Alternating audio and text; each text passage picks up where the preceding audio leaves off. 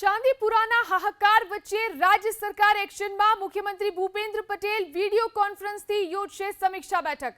સાંજે 4 વાગે મુખ્યમંત્રી યોજશે આ સમીક્ષા બેઠક। આરોગ્ય મંત્રી, આરોગ્ય કમિશનર રહેશે હાજર। તમામ કલેક્ટર અને જિલ્લા વિકાસ અધિકારી પણ તેમાં જોડાશે। બાળ રોગ નિષ્ણાતો પણ આ બેઠકમાં જોડાશે। આરોગ્ય અધિકારી, સિવિલ સુપ્રિન્ટેન્ડન્ટ પણ જોડાશે। વાયરસને પ્રસરતો અટકાવવા અંગે બેઠકમાં ચર્ચા થશે। સારવારની વ્યવસ્થા અને દવાના જથ્થા અંગે પણ બેઠકમાં ચર્ચા કરવામાં આવશે। વધુ જાણકારી મેળવી અમારા સંવાદદાતા હિરેન રાજગુરુ આપણી સાથે ફોન લાઈનથી જોડાયા છે। જી હિરેન, ચાંદીપુરા વાયરસને લઈ અને સરકાર જ્યારે એક્શનમાં આવી છે, આજે સમીક્ષા બેઠક પણ યોજાવાની છે, કોણ કોણ હાજર રહેશે અને શું મુદ્દા?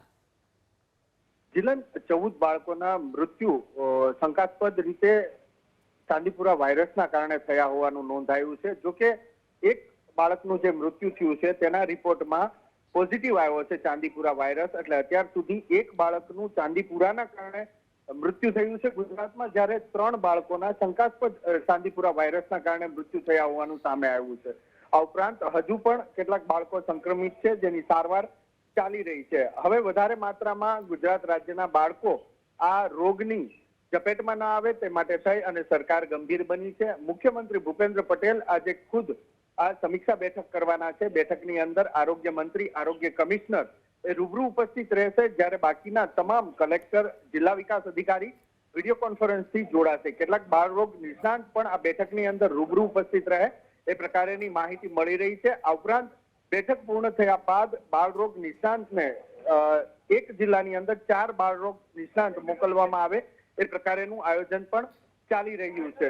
સ્થિતિ શું છે સમગ્ર રાજ્યની અંદર ચાંદીપુરા વાયરસની, કેટલો ફેલાયો છે, કારણ કે 13 જિલ્લા સુધી આ વાયરસ પહોંચી ગયો હોય એ પ્રકારેના આંકડા ગઈકાલે આરોગ્ય વિભાગ દ્વારા જે જાહેર કરવામાં આવ્યા હતા તેની અંદરથી સ્પષ્ટ થાય છે।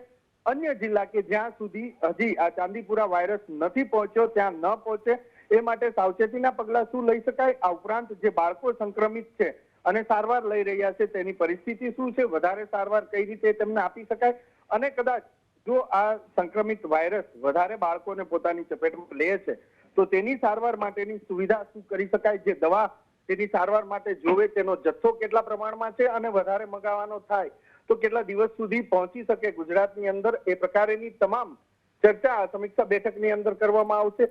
જે સેમ્પલ મોકલવામાં આવ્યા છે રિપોર્ટ માટે એ ક્યાં સુધી આવી જાય અને અન્ય સેમ્પલ મોકલવાના થાય તો એ ઝડપથી ક્યાં સુધી ખબર પડે એ માટેની તમામ વિસ્તૃત ચર્ચા આ બેઠકની અંદર સાંજે 4 વાગે થવાની છે। જીલન જી, આભાર હિરેન તમામ જાણકારી આપવા માટે।